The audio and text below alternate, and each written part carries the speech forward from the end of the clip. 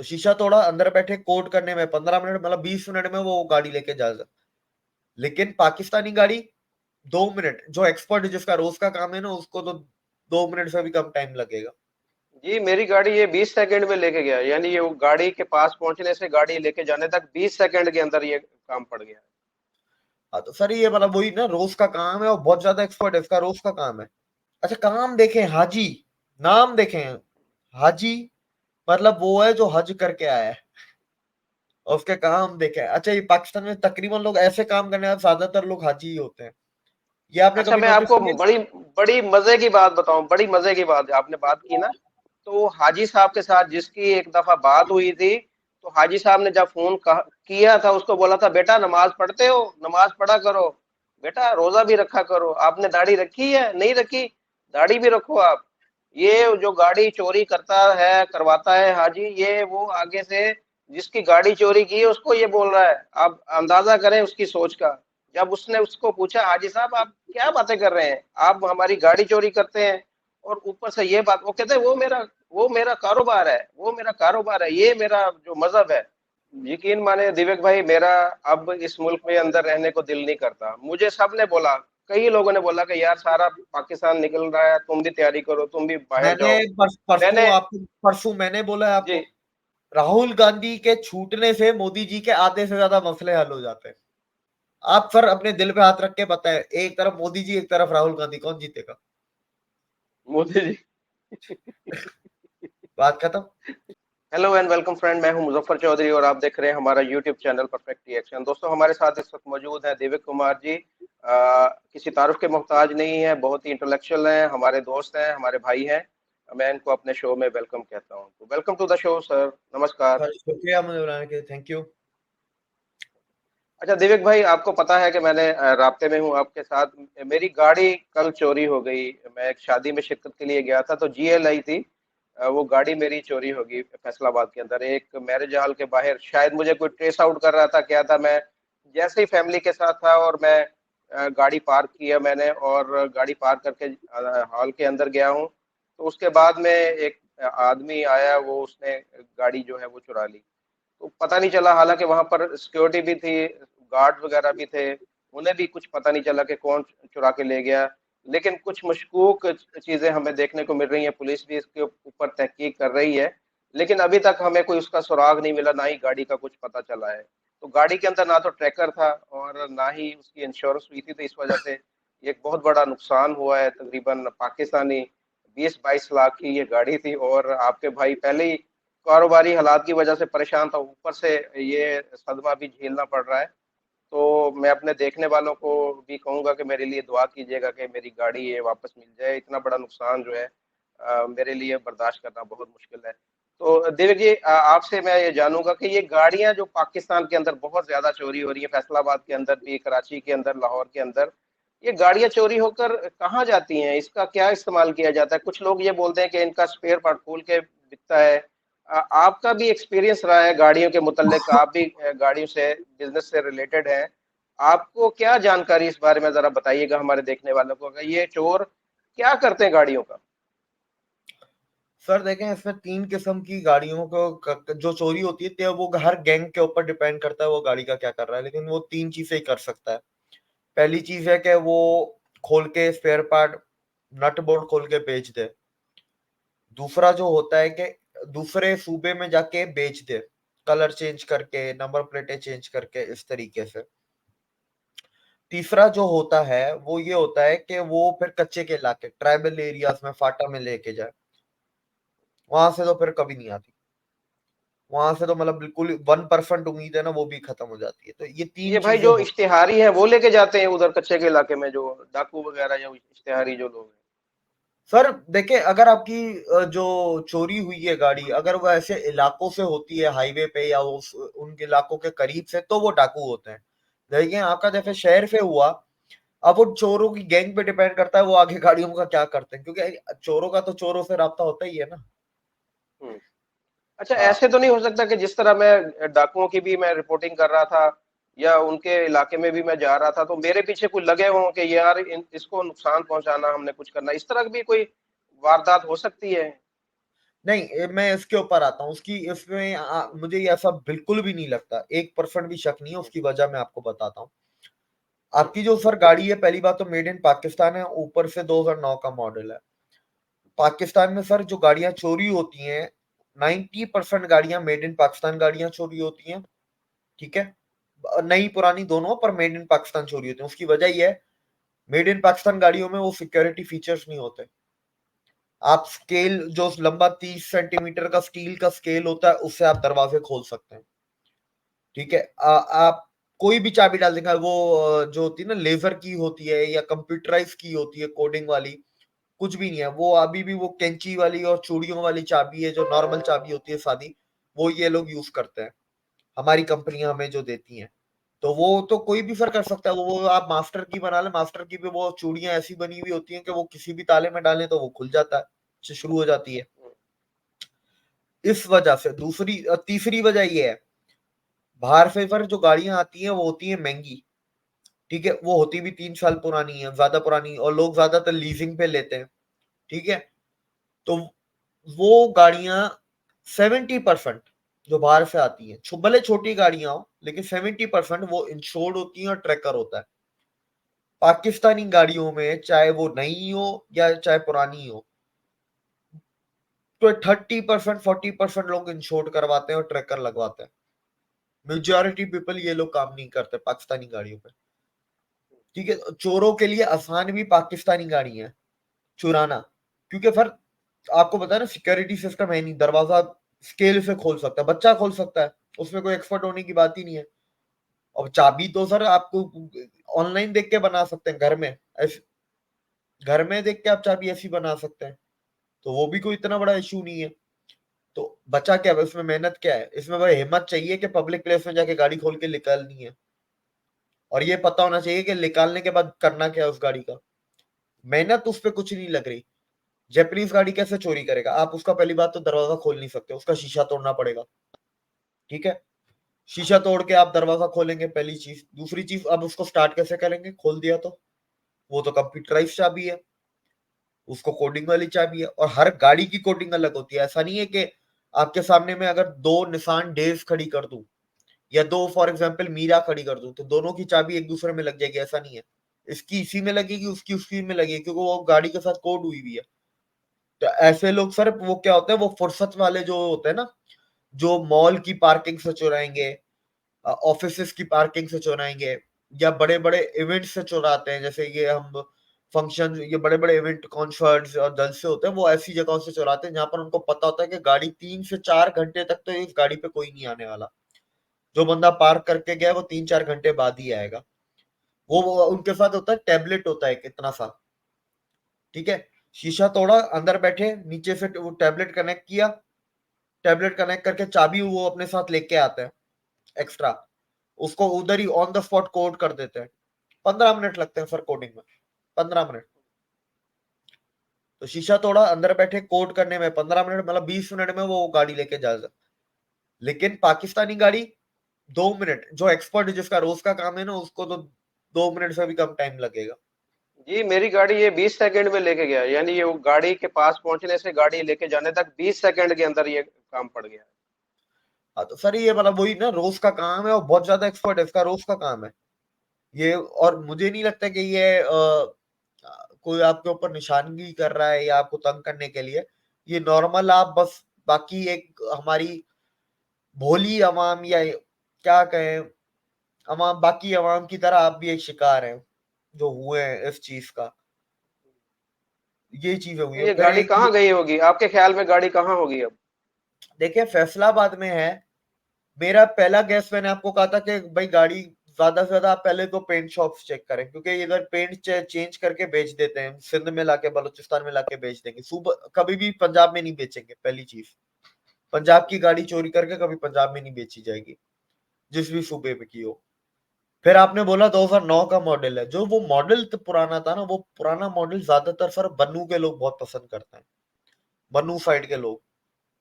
उनको ये दुम्बा गाड़ी है, क्योंकि वो कच्चे कच्चे का इलाके हैं, तो उधर ये आपको पता है, पुरानी गाड़ी ये पायदार है, ये रिलायबल ज्यादा है। नई गाड़ियों के शॉकर बैठ जाते हैं, सस्पेंशन बैठ जाता है।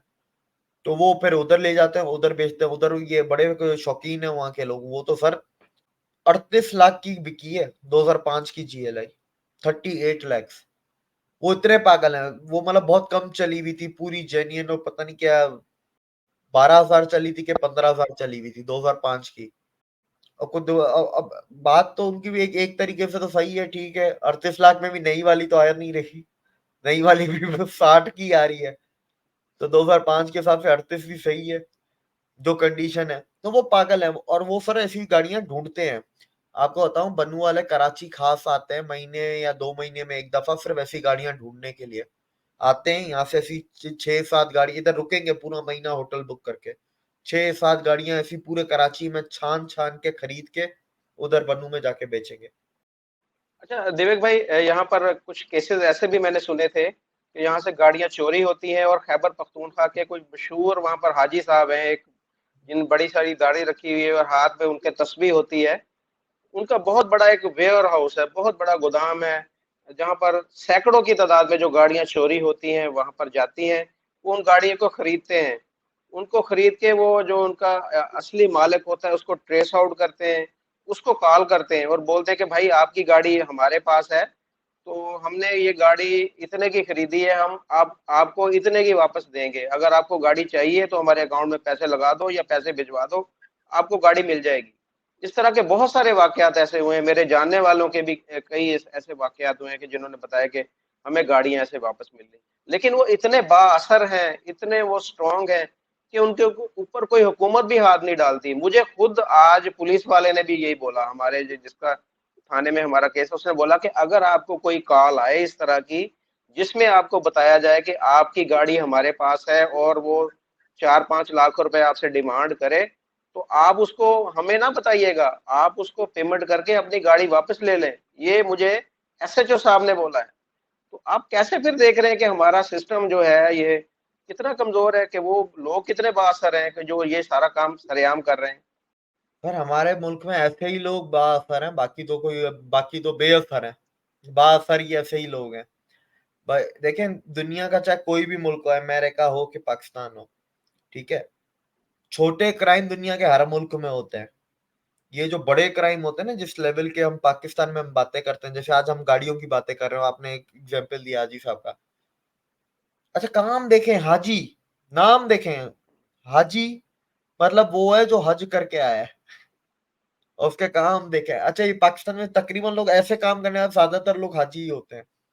ये आपने अच्छा कभी मैं नोटिस आपको किया? बड़ी बड़ी मजे की बात बताऊं, बड़ी मजे की बात आपने बात की ना, तो हाजी साहब के साथ जिसकी एक दफा बात हुई थी, तो हाजी साहब ने जब फोन किया था उसको बोला था, बेटा नमाज पढ़ते हो, नमाज पढ़ा करो, बेटा रोजा भी रखा करो, आपने दाढ़ी रखी है नहीं रखी, दाढ़ी भी रखो आप। ये जो गाड़ी चोरी करता है करवाता है हाजी, ये वो आगे से जिसकी गाड़ी चोरी की है उसको ये बोल रहा है। आप अंदाजा करें उसकी सोच का। जब उसने उसको पूछा, हाजी साहब आप क्या बातें कर रहे हैं, आप हमारी गाड़ी चोरी करते हैं और ऊपर से ये बात, वो कहते हैं वो मेरा कारोबार है, वो मेरा कारोबार है, ये मेरा जो मजहब है। अब ये सोच देख लें आप इन लोगों की, कि वो फिर कहता, बेटा आपके फैसलाबाद में जो भी मशहूर चीज है ना वो लेके हम मेरे लिए आना इधर। तो जैसे भाई तुमने रिश्ता करना उसके साथ या क्या, एक आप उसकी चोरी कर रहे हो, चोरी करवा के उसके जो है उससे पैसे ले रहे हो, तावान वसूल कर रहे हो, और ऊपर से दीन की बातें कर रहे हो, और साथ में गिफ्ट भी मांग रहे हो। ये आप देखें उनका क्या उनका हाल है। सर, इसमें कोई नई बात नहीं है, पाकिस्तान में तो बड़ा कॉमन है। नॉन कस्टम के गाड़ी वाले वो भी ऐसे ही हैं। देख लें तो उनकी कमर से भी नीचे दाढ़ियां हैं, पर काम देख लें नॉन कस्टम स्मगलिंग का सारा करेंगे। आप ये नशेबाज वालों को देख लें जो ये नशे का काम करते हैं। आपको कभी नशे वाला, कभी नशे जो नशा बेचने वाला, आपको कभी वो क्लीन शेव मिला है? मेरे को तो नहीं मिला। नहीं। मैंने तो नहीं देखा क्लीन शेव वाला। पाकिस्तान में सर सारे काम ऐसे ही है, अब क्या कर सकते हैं वो। हम जब बोलते हैं ना रेडिकलाइज सोसाइटी, इसी को तो रेडिकलाइज सोसाइटी कहते हैं। रेडिकलाइज सोसाइटी का ये मतलब थोड़ी ना कि हर कोई फट रहा है बैठ के। फट हर कोई नहीं रहा, फट कुछ 100 ही रहे हैं, कुछ हजार रहे हैं। इसको कहते हैं radicalise society. Radicalise society sir उसे कहते हैं जिसको फटने के लिए बहुत जल्दी आमादा कर दिया जाए। अगर हाजी साहब को जाके मैं महीना भी लगाऊंगा वो तो फटने के लिए तैयार हो जाएंगे। कोई आम इंसान तैयार होगा महीने के? रेडिकलाइज अच्छा, सोसाइटी सर यही तो होती है। यकीन माने दिव्य भाई, मेरा अब इस मुल्क में अंदर रहने को दिल नहीं करता। मुझे सबने बोला, कई लोगों ने बोला कि यार सारा पाकिस्तान निकल रहा है, तुम भी तैयारी करो, तुम भी बाहर मैंने जाओ। मैंने परसों मैंने बोला है जी, आपको। परसों आपने मुझे बोला, लेकिन मैंने कोई ऐसी बात नहीं की। लेकिन आज मैंने अपनी अभी फैमिली के अंदर बैठा हुआ था, तो मैंने अपनी फैमिली के अंदर कहा कि मेरा इस मुल्क के अंदर रहने को अब दिल नहीं करता। जो मेरे साथ यहाँ पर हो रहा है या हो रहा आगे होगा, मुझे जो नजर आ रहा है ना, तो मैं इस मुल्क के अंदर मजीद नहीं रह सकता। जहाँ पर ना तो मेरी कोई जान महफूज है, ना मेरा कोई माल महफूज है, ना ही मेरी कोई सिक्योरिटी है यहाँ पर। तो कहाँ हम क्या रहेंगे यहाँ पर? ना हम खुल के बात कर सकते हैं, ना कुछ। हम क्या करें? मुझे नहीं समझ आती कि क्या हमारे मुल्क का क्या बनेगा और हमारे बच्चों का यहाँ पर क्या होगा। बहुत ही मैं मायूस हुआ, बहुत मायूस हुआ। सर देखें, आप आपके जैसे हालात हैं सभी के हैं, लेकिन आपके साथ तो बिल्कुल मतलब एक के बाद एक हुआ है ना। आपके साथ वो कारोबार वाला इशू भी हुआ, उसके अंदर भी लोगों ने धोखा दिया। अब गाड़ी वाला हो गया, ये तो मतलब एक के बाद एक एक साथ हुआ हो ना। एक होता है ना गैप होता है, बंदा रिकवर कर जाता है, थोड़ी हिम्मत आ जाती है, जी, थोड़ा भरोसा जागता है। नहीं तो आपकी ये आप आखिरी अपनी जगह भी सरमाया था मेरा। सही देखिए, मेरी दुकान पहले लूट गई, वो लोगों ने उधार लेके वापस नहीं किए पैसे, वो मैं बड़ा परेशान था। एक एसेट था, सरमाया था, मैं यही था कि ये बेच लूंगा या कुछ ऐसे कर लूंगा, वो भी हाथ से जाता रहा। अब तो बिल्कुल ही ये कहते हैं ना, वो रड़े के ऊपर हूँ मैं। बस सर पाकिस्तान का देखें, ये सभी के साथ है। और आपने एक बहुत अच्छी बात की कि ना जान महफूज है, ना माल महफूज है, ना इज्जत महफूज है। ठीक है ना, सुकून सुकून आपको मिल रहा है, मतलब दिमागी शांति आप महफूज है। इसके बाद आपने एक चीज बोली कि यार खुल के बोल भी नहीं सकते। देखिए खुल के बोलना तो बाकी हर किसी का काम नहीं है, हम जैसे लोग ये काम कर रहे हैं। पर बात ये है कि जिनका काम नहीं है, क्या वो खुश है? खुश तो वो भी नहीं है। इधर कोई बंदा सर इस मुल्क में खुश नहीं है। अब अगर आपको एसएचओ खुद सामने से बोल रहा है, तो आप इससे अंदाजा लगा लें कि बहुत ही बड़े लेवल पे काम चल रहा है, तब जाके एसएचओ आपको बोल रहा है ना। एसएचओ भी एक बड़ी चीज ही होती है, स्टेशन हेड होता है, उसके नीचे भी पता नहीं कितने जी, 40-50 तो पुलिस वाले होते हैं। एक पूरा एरिया दिया जी। जाता है, एक पूरी म्यूनिसिपैलिटी उसके हवाले होती है, शहर का एक एरिया होता है उसके हवाले। आपके सामने से आप क्या कर सकते हैं इसका? हमारे बस से बाहर है ये। वो मूवीज, आज जो पुरानी मूवीज होती थी ना बॉलीवुड की, उनका नाम आज जस्टिफाई हो रहा है। अंधा कानून, जंगल राज, क्या कर, गुंडा राज। गुंडे की दहशत, ऐसी अजीब गरीबी ऐसे नाम, वो आज ऐसा लगता है कि यार ये तो वही है ना, गुंडा राज है। पुलिस सामने से कह रही है चोर से मुआयदा कर लो, सुलह कर लो। तो अब इसके बाद फिर इंसान क्या करेगा, क्या बचेगा? अच्छा दीपक भाई, अब ये तो हो गई हमारी गाड़ी की चोरी की बात। अब हम बात करेंगे इलेक्शन की चोरी की बात। कि पाकिस्तान में जब भी इलेक्शन होता है, तो ये बोला जाता है कि ये इलेक्शन चोरी हुआ। पीपल पार्टी अगर जीत जाए तो नून लीग बोलती है कि इलेक्शन चोरी हुआ। नून लीग अगर जीत जाए तो इमरान खान बोलता है कि इलेक्शन चोरी हुआ। इमरान खान अगर जीत जाए तो पीपल पार्टी और नून लीग बोलती है इलेक्शन चोरी हुआ है। ये चोरी होता है, नहीं होता? और कैसे होता है चोरी? आपका वोट आप अगर डालते हैं तो वो कैसे चोरी हो जाता है? मैं इस पे थोड़ा सा, अगर आप मैं कोई खुल के अगर बात ना भी कर सके तो चले, थोड़ा सा छुपे लफ्जों में इसकी थोड़ी तशरीह कर दे, सर और उसके मैं बाद में हम आपको इंडिया इंडिया की तरफ भी आएंगे कि इंडिया में क्या होता है। देखिए सर, जो सीधी सीधे लफ्जों में बोले ना कि चोरी करवाने के लिए तरीके ऐसे बनाए गए हैं, वो तरीके क्या है? तो पेपर वोटिंग, अभी भी वो ठप्पा अंगूठा। अरे द टाइम गया, जमाना गया है यार, ठप्पा अंगूठे का अभी तक हमारे पास वही चल रहा है। कंप्यूटराइज नहीं है। अगर आपको याद हो तो इमरान खान वो लेके आया था कंप्यूटराइज मशीनें, और वो मना कर दी इलेक्शन कमीशन ने। आपको पता है क्यों मना की? नहीं। इलेक्शन कमीशन ने मना किया। अच्छा ये भी देखे हम, इलेक्शन कमीशन ने इसलिए जो गवर्नमेंट थी नवाज शरीफ वालों ने बोला, ये जो ओवरसीज पाकिस्तानी का बोल रहा है ना, वो वोट नहीं देंगे। उनका एतराज उसके ऊपर था, मशीनों के ऊपर एतराज इलेक्शन कमीशन का था। इलेक्शन कमीशन ने फिर पूरे प्रूफ दिए हैं, कोर्ट में सबमिटेड है। ये भी एक केस है इमरान खान के ऊपर, कि इसने अपने दुबई में एक दोस्त को ये कॉन्ट्रैक्ट दिया था, जहां पर फॉर एग्जाम्पल अगर 2000 डॉलर की मशीन है, तो वो $6000 की कॉन्ट्रैक्ट दिया था दोस्त को। पहली चीज। और दूसरी चीज के इलेक्शन कमीशन ने ये बोला, हमें शक है कि उसके दोस्त की तरफ से जो आ रहा है वो महंगा तो आ रहा है, पर इसके अंदर इसकी कोडिंग इस तरह की जाए कि शायद इसके अंदर धांधली हो। सही। ठीक है, तो उसको हैक किया वो जा शक सके। उसका कोई प्रूफ नहीं है।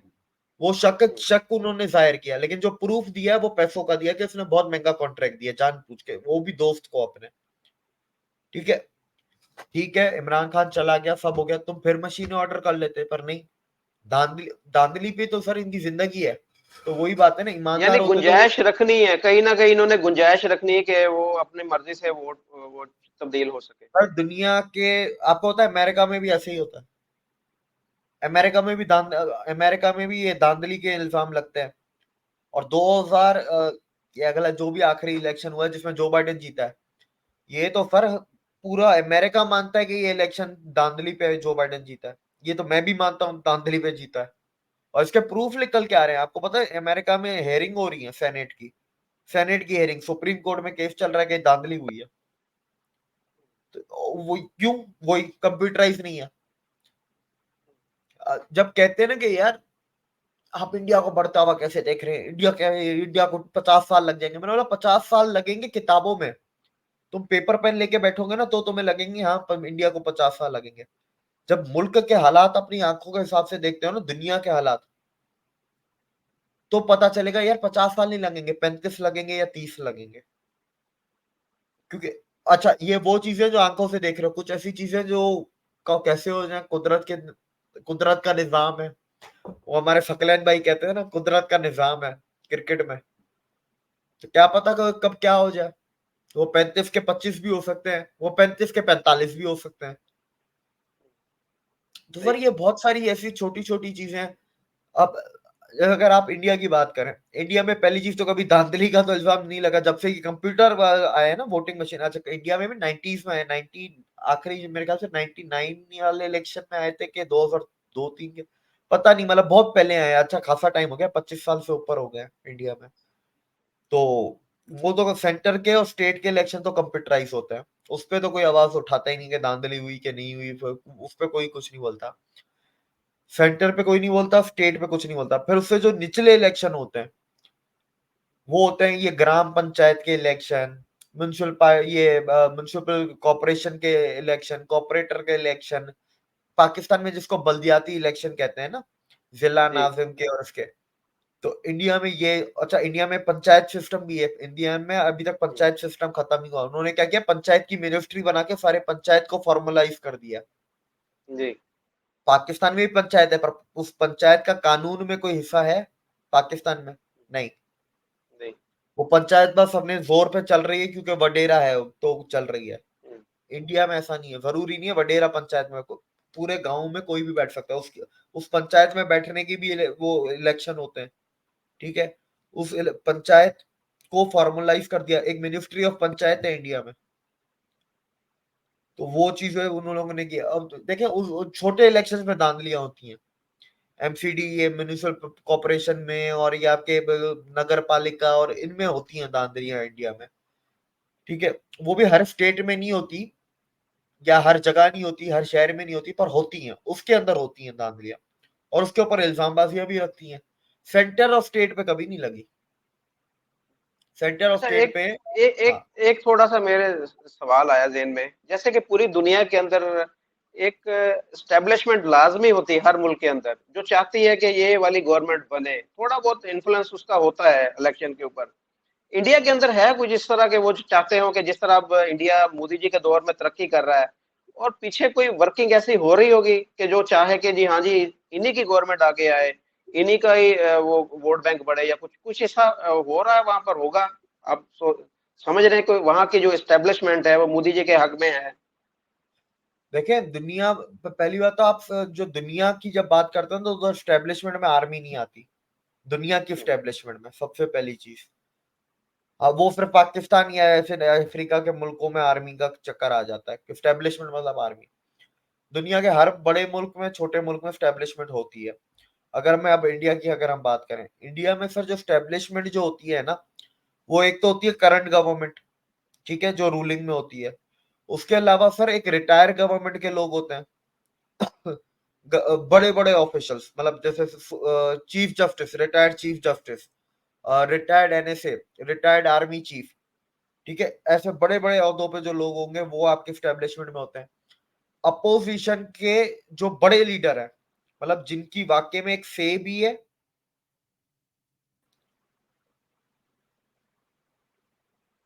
अपोजिशन के बड़े लीडर जिनकी से भी है और क्रेडिबिलिटी भी है। एक तो होता है ना, क्रेडिबिलिटी होना भी बहुत जरूरी है। ऐसे लोग हमेशा बैठते हैं, स्टैब्लिशमेंट का हिस्सा होते हैं, ठीक है।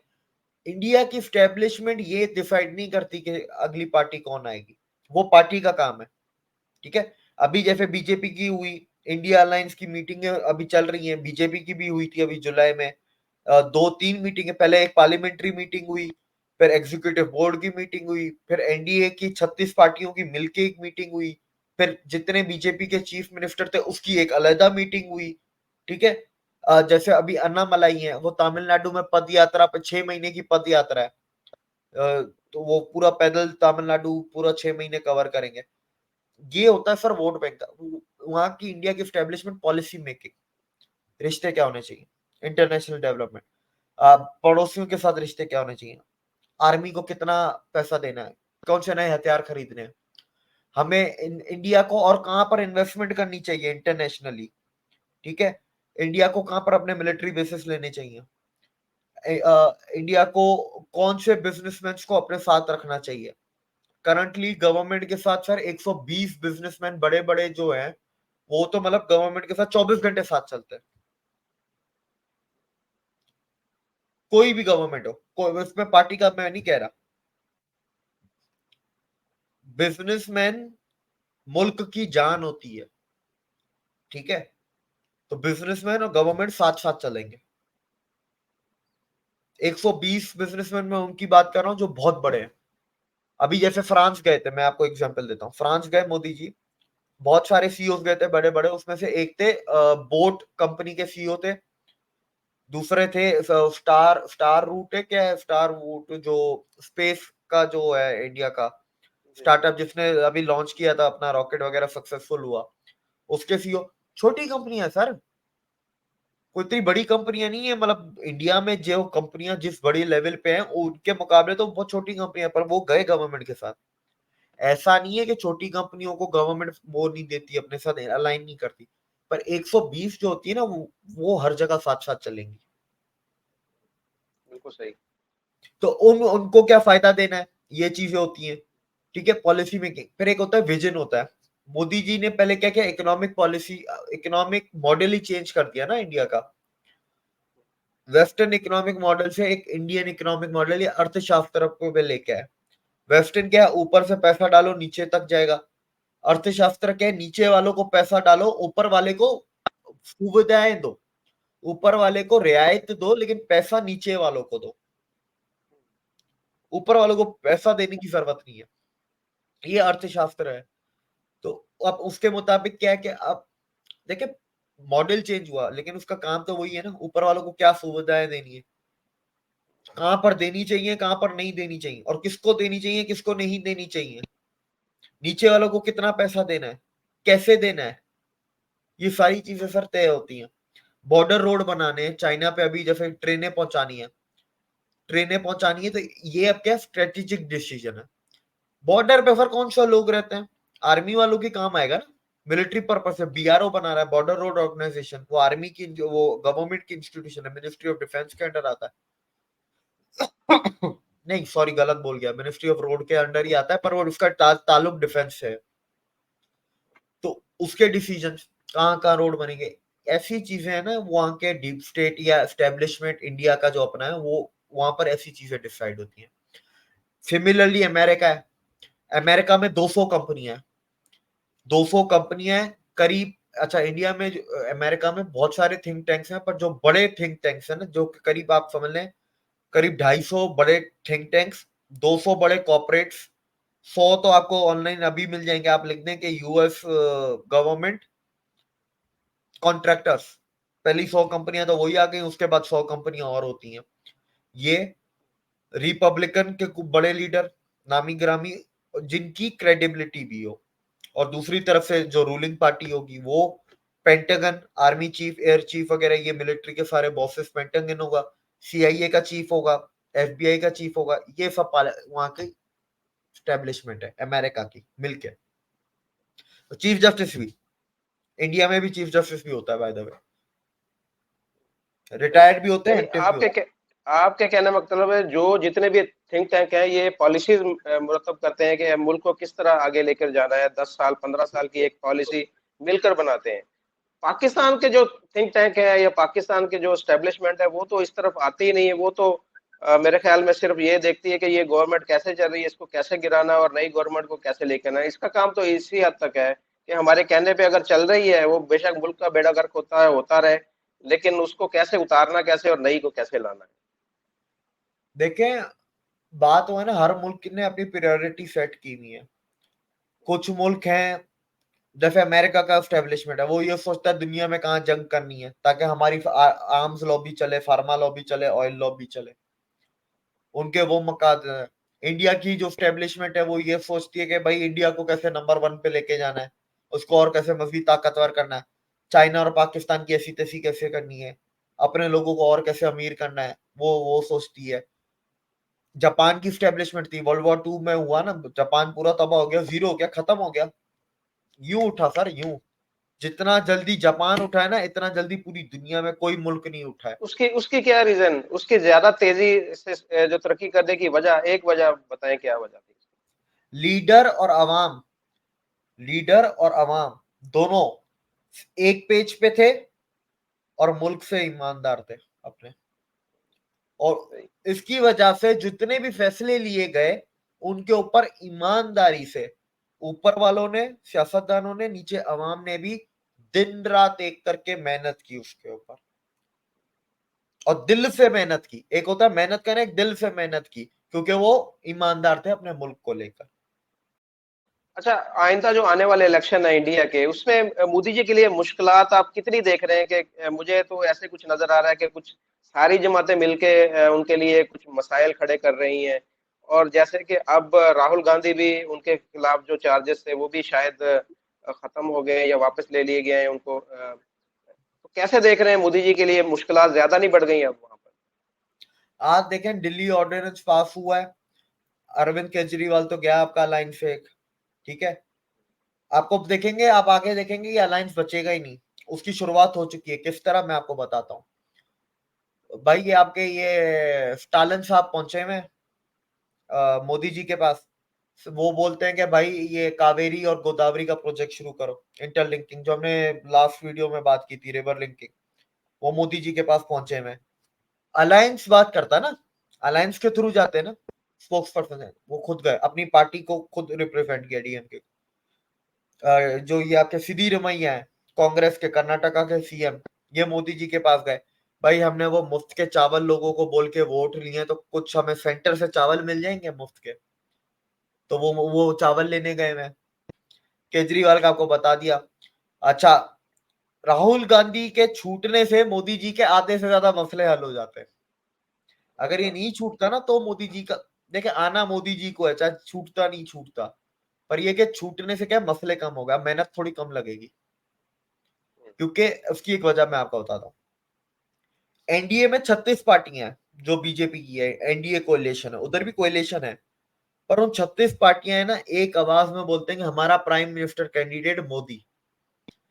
जो ये अलायंस है, अच्छा इसको इंडिया नहीं बोला करें, इंडी बोला करें, I.N.D.I.A, पता नहीं क्या बनाया है इन लोगों ने। 26 पार्टियां, 26 प्राइम मिनिस्टर कैंडिडेट। वाह। अच्छा, नीतीश कुमार निकल चुका है, ये मैं बता दूं, नीतीश कुमार को साइड पे कर दिया। अरविंद केजरीवाल का आज दिल्ली बिल आ गया। अभी आगे आगे देखिए फिर तमाशा क्या होता है। अच्छा, राहुल गांधी का क्या है, कांग्रेस सबसे बड़ी पार्टी है, पावरफुल पार्टी है उस अलायंस में, इंडिया अलायंस में, ठीक है। इंडिया अलायंस में वो सबसे बड़ी पार्टी है, ताकतवर पार्टी है, पर रिसेंटली वो कर्नाटका जीती है, ठीक है। तो क्या है, राहुल गांधी अगर छूट जाता तो क्या होता, एक कैंडिडेट होगा राहुल गांधी। आप फिर अपने दिल पे हाथ रख के बताएं, एक तरफ मोदी जी, एक तरफ राहुल गांधी, कौन जीतेगा?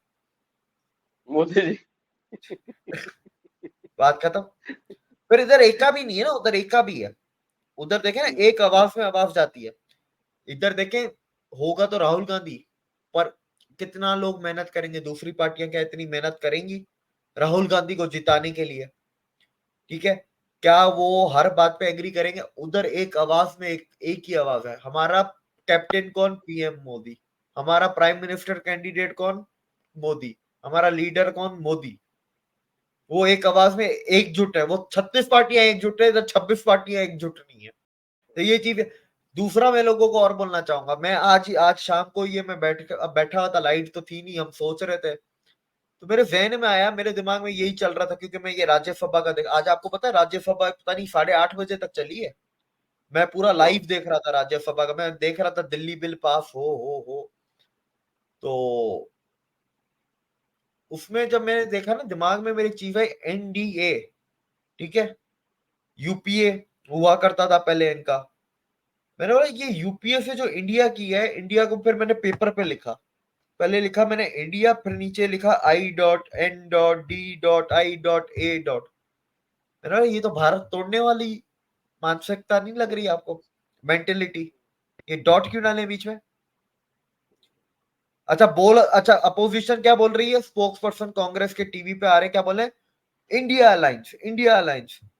जब इंडिया बोलना था तो बीच में डॉट क्यों लगाए? ये मेंटेलिटी दिखाती है कि ये भारत को तोड़ने वाली बात है। जो बिल्कुल बिल्कुल। अनजाने में चीजें कर जाए, ये चीजें अनजाने में जो कर जाए, अब वैसे तो इन लोगों ने अनजाने में नहीं की है, मैं एक वैसे जनरल बात कर रहा हूँ। कभी कभी कोई इंसान है ना, ये चीजें अनजाने में कर जाता है, पर उन चीजों से हमें पता चल जाता है उस इंसान की सोच क्या है। तो ये सोच है इनकी। बिल्कुल बिल्कुल, आपने सही एनालिसिस किया है कि ये डॉट क्यों है बीच में, सोचने वाली बात है। अगर इंडिया ही है तो डॉट क्यों है? बिल्कुल। INDIA, ये सिंपल ऐसे होना चाहिए, डॉट डॉट क्यों डाले बीच में? बिल्कुल आपने एक और सही। आप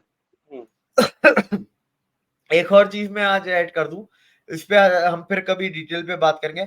कल अलकायदा ने मणिपुर के दंगों में कुक्की वालों को अपना सपोर्ट शो कर दिया। अब मैं सिर्फ इधर इतनी सी बात कह रहा हूं, अब सुनिएगा गौर से। कुक्की क्रिश्चियन है, मैती हिंदू है। कुक्की मैतियों को मार रहे हैं। दोनों ही वाजिबुल कत्ल है, दोनों ही काफिर है अलकायदा के लिए, जो जी अलकायदा की जी। सोच है। इसका क्या आ जाए कुक्कियों को सपोर्ट करने के लिए? इसने क्यों सपोर्ट शो किया? कल वीडियो क्यों निकाली इसने? ठीक है, नार्को टेरर। कुक्की क्या उगाते हैं? ये मणिपुर के दंगे, ये इन दंगों की शक्ल के पीछे क्या है? Drug mafia, drug empire, narco terror. इन ड्रग से ही तो इन टेररिस्ट की फंडिंग होती है। अफगानिस्तान में क्या हो रहा है? ये हथियार कहां से आते हैं? इनके पास बम कहां से आते हैं? ड्रग उगा के ड्रग बेच के आते हैं। बिल्कुल ऐसे ही है, बिल्कुल ऐसे ही है। बहुत शुक्रिया दिवेक भाई, पहले ही आपका और मेरा इस मुल्क के अंदर रहना मुश्किल हुआ है, आप सब हमारे देखने वालों को पता है। और हम मजीद इस तरह की बातें करके, लेकिन हम कोशिश करते हैं कि जितना सच और जितना हकायक है आपके सामने लाते रहें। जितनी हमारी अंदर हिम्मत है, जितनी हमारे अंदर ताकत है, हम अपनी कोशिश, अपनी एफर्ट जारी रखेंगे, आप तक हकीकत बयान करते रहेंगे। मैं सारा दिन आज आपको पता है कि मसरूफ रहा, तो आपके साथ बात नहीं हो सकी, तो आपने बहुत मेरा साथ दिया, आपने मेरी कॉल के ऊपर ये प्रोग्राम किया। आपका बहुत शुक्रिया, धन्यवाद सर। नमस्कार, शुक्रिया, शुक्रिया इजाजत सर। चाहूंगा आपसे। Any time, any time. Thank you. Thank you.